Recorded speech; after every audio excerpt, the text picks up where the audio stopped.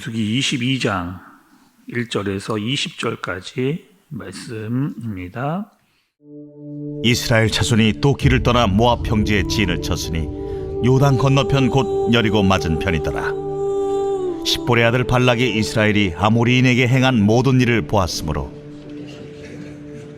모압이 심히 두려워하였으니 이스라엘 백성이 많음으로 말미암아 모압이 이스라엘 자손 때문에 번민하더라. 미디안 장로들에게 이르되 이제 이 무리가 소가 밭의 풀을 뜯어먹음 같이 우리 사방에 있는 것을 다 뜯어먹으리로다. 그때에 십볼의 아들 발락이 모압 왕이었더라. 그가 사신을 부올의 아들 발람의 고향인 강가 부돌에 보내어 발람을 부르게 하여 이르되 보라, 한 민족이 애굽에서 나왔는데 그들이 지면에 덮여서 우리 맞은편에 거주하였고 우리보다 강하니 청하건대 와서 나를 위하여 이 백성을 저주하라. 내가 혹 그들을 쳐서 이겨 이 땅에서 몰아내리라. 그대가 복을 비는 자는 복을 받고 저주하는 자는 저주를 받을 줄을 내가 알미니라. 모압 장로들과 미디안 장로들이 손에 복채를 가지고 떠나 발람에게 이르러 발락의 말을 그에게 전하매 발람이 그들에게 이르되 이 밤에 여기서 유숙하라. 여호와께서 내게 이르시는 대로 너희에게 대답하리라. 모압 귀족들이 발람에게서 유숙하니라. 하나님이 발람에게 임하여 말씀하시되 너와 함께 있는 이 사람들이 누구냐? 발람이 하나님께 아뢰되 모압 왕 십볼의 아들 발락이 내게 보낸 자들이니이다. 이르기를 보라, 애굽에서 나온 민족이 지면에 덮였으니 이제 와서 나를 위하여 그들을 저주하라. 내가 혹 그들을 쳐서 몰아낼 수 있으리라 하나이다. 하나님이 발람에게 이르시되 너는 그들과 함께 가지도 말고 그 백성을 저주하지도 말라. 그들은 복을 받은 자들이라. 발람이 아침에 일어나서 발락의 귀족들에게 이르되 너희는 너희의 땅으로 돌아가라. 여호와께서 내가 너희와 함께 가기를 허락하지 아니하시느니라. 모압 귀족들이 일어나 발락에게로 가서 전하되 발람이 우리와 함께 오기를 거절하더이다. 발락이 다시 그들보다 더 높은 고관들을 더 많이 보내매 그들이 발람에게로 나아가서 그에게 이르되 십볼의 아들 발락의 말씀에 청하건대 아무 것에도 거리끼지 말고 내게로 오라. 내가 그대를 높여 크게 존귀하게 하고 그대가 내게 말하는 것은 무엇이든지 시행하리니 청하건대 와서 나를 위하여 이 백성을 저주하라 하시더이다. 발람이 발락의 신하들에게 대답하여 이르되 발락이 그 집에 가득한 은금을 내게 줄지라도 내가 능히 여호와 내 하나님의 말씀을 어겨 덜하거나 더하지 못하겠노라. 그런즉 이제 너희도 이 밤에 여기서 유숙하라. 여호와께서 내게 무슨 말씀을 더하실는지 알아보리라. 밤에 하나님이 발람에게 임하여 이르시되 그 사람들이 너를 부르러 왔거든 일어나 함께 가라. 그러나 내가 내게 이르는 말만 준행할지니라. 아멘. 오늘 말씀은요, 여러분, 이스라엘이 모압 평지에 도착을 하게 됩니다. 근데 지금 상황은 어떤 상황이냐? 우리가 어제 말씀에서도 여러분께서 보아하셨을 것 같은데 이미 오기 전에 두 개의 큰 전쟁을 이스라엘이 승리로 이제 거둔 그 다음의 상황입니다.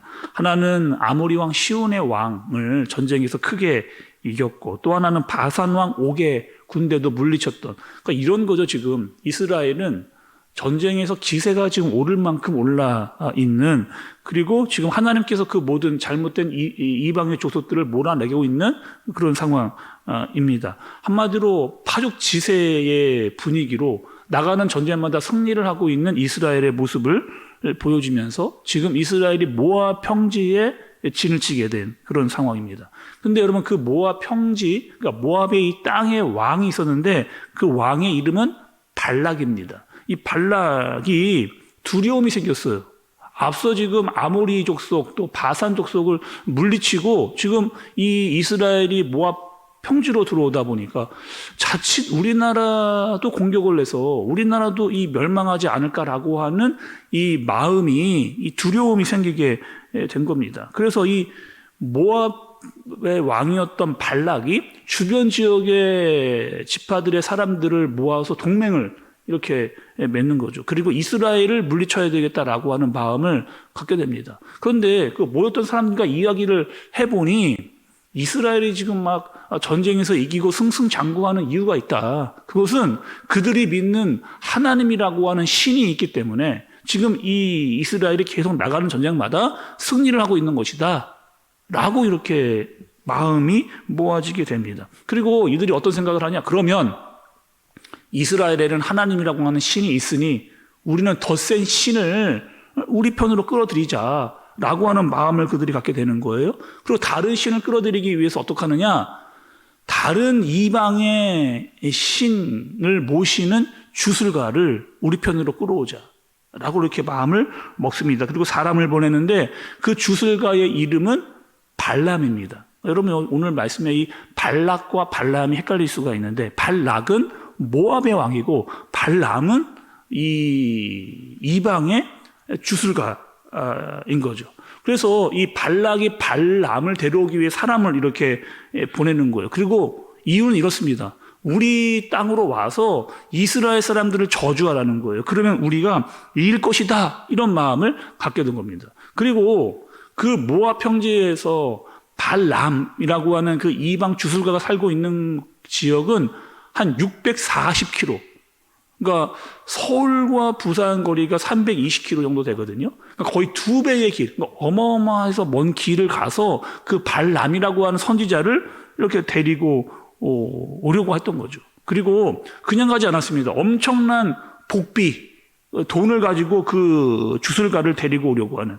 그러니까 여러분 우리가 알 수가 있잖아. 이 발락이 얼마나 두려움에 차 있었는지, 어떻게 해서든지 그 주술가를 데려와서 이스라엘을 물리치려고 했던 마음이 강력하게 있었는지를 알 수가 있습니다. 그러니까 수단과 방법을 가리지 않고 이스라엘을 물리치겠다라고 하는 마음을 그가 가지고 있었던 거죠.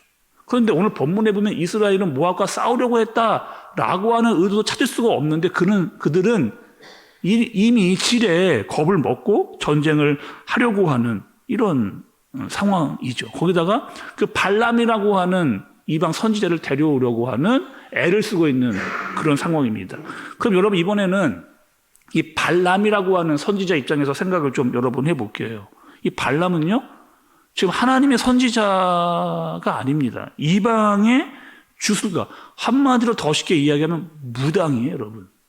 무당을 지금 데려오려고 하는 겁니다. 그런데 이 무당이 얼마나 유명한 사람이냐? 발람락의 입에서 이렇게 이야기를 하는데, 여러분 6절의 말씀을 보면 우리보다 강하니 청하건대 나를 위하여 이 백성을 저주하라.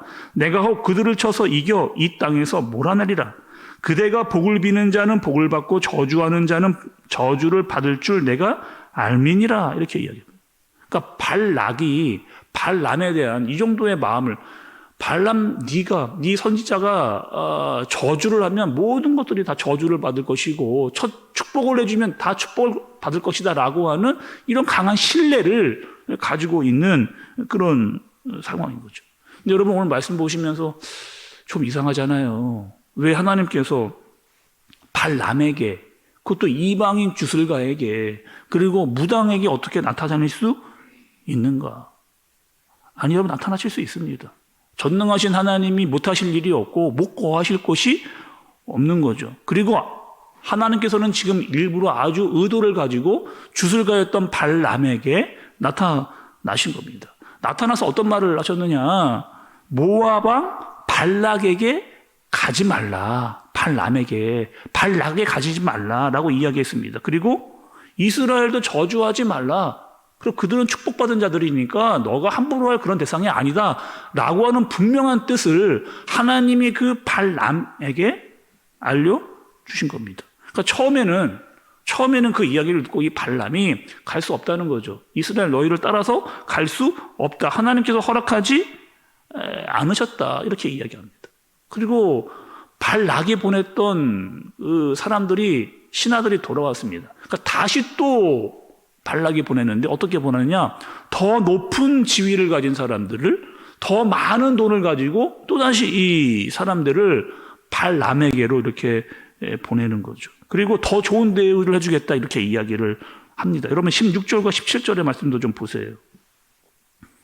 그들이 발람에게로 나아가서 그에게 이르되 십볼의 아들 발락의 말씀에 청하건대 아무 것에도 꺼리끼지 말고 내게로 오라.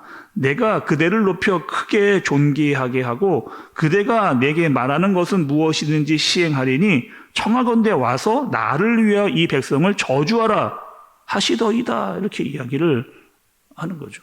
지금 발락이 발람을 데려오기만 하면 내가 너에게 뭐든지 다 돈도 주고 지위도 주고 네가 원하는 것 다 주겠다라고 해서 이렇게 데리고 오고 싶어하는 그런 마음입니다. 근데 여기서 이제 발람의 이 무당이 마음이 흔들리기를 시작하는 거예요. 분명히 하나님께서 그에게 임해서 기회를 주신 거 아니겠어요? 그리고 돌아설 수 있는 기회를 주시고 하나님의 말씀에 순종하라 할 수 있는 기회를 주셨는데 이 발람이 어떻게 이야기하느냐? 지금 이스라엘 사람들의 이야기를 듣고 마음이 현혹이 되는 거죠. 돈도 주고 지위도 주고 네가 오면 뭐든지 다 해주겠다라고 하는 것에 마음이 뺏겨서 그들을 쫓아가려고 하는 마음이 들어오게 되는 겁니다. 그리고 분명히 하나님께서 분명하고 정확하게 가지 말라. 이스라엘을 저주하지도 말라라고 이야기를 하셨음에도 불구하고 또다시 하나님께 내가 알고 있고 들어서 분명하게 들었음에도 불구하고 또다시 하나님께 묻고 있는, 한마디로 말하면 하나님을 불신하고 있는 발람의 모습을 보여주고 있는 거죠. 오늘 여러분 말씀은 우리에게 도대체 무엇을 이야기해 주시려고 할까요? 우리도 여러분 이럴 때가 있잖아요. 분명한 하나님의 말씀을 압니다. 그러니까 분명한 하나님의 말씀을 우리가 듣고 깨달아서 알고 있어요. 분명히 이거는 하지 말아야 될 것이에요. 또 이것을 분명히 우리가 해야 될 것입니다. 그런데 우리의 마음이 자꾸 다른 마음이 들어오는 거죠. 하지 말라고 했는데, 분명히 하나님께서 말씀을 하지 말라고 했는데 하고 싶은 마음이 은근히 들어옵니다. 이것은 하라라고 이야기했는데 하고 싶지 않은 마음이 또 들어오는 거죠. 자꾸 다른 것에 마음을 빼앗겨서, 발람은 돈과 권력에 빼앗겼는데 우리도 다른 것을 통해서 하나님께서 말씀해 주시고 순종하라고 한 것들을 자꾸 그렇지 않게 여기는 경우가 생겨나게 되는 겁니다. 분명한 말씀으로 답을 주셨음에도 깨닫고 그것을 순종해야 되는데 잘 모르겠다 이야기하며 핑계를 대고 있는 모습 또한 우리도 발람의 모습을 통해서 우리의 진짜 모습을 보게 되는 거죠. 여러분, 우리는 어떤 사람들이에요? 하나님의 말씀을 읽고 듣는 사람들입니다. 뿐만 아니라 하나님의 말씀을 듣고 깨달아서 그것을 삶으로 증명해내는 그런 사람들이에요. 단순히 알고만 있는 사람들이 아니고 하나님의 말씀을 알고 듣고 깨달은 자로 그 말씀을 순종의 삶으로 증명해내는 사람들이 바로 그리스도인, 바로 우리라고 하는 사실입니다. 세상에는 여러분 발락과 발람과 같은 사람들이 많은 곳이죠. 우리도 그 사람들과 같은 모습으로 살지 않아야 됩니다. 그리고 세상에 쉽게 동화돼서도 안 됩니다. 우리는 어떻게 해요? 하나님을 믿는 사람으로, 또 하나님의 말씀을 우리의 삶으로 증명해내는 그런 믿음으로 살 수 있는 저와 여러분들 되어지시기를 예수님의 이름으로 축복합니다. 기도하겠습니다. 하나님 아버지, 혹여나 우리가 발람과 같은 우를 범하고 있지는 않은지, 하나님의 말씀을 분명히 알면서도 은근히 피하려고 한 때가 있지 않았는지, 분명히 단호해야 되는데 그렇지 못했던 잘못이 있다면 하나님 이 시간 회개하고 기도하오니 우리의 잘못을 용서하여 주옵소서.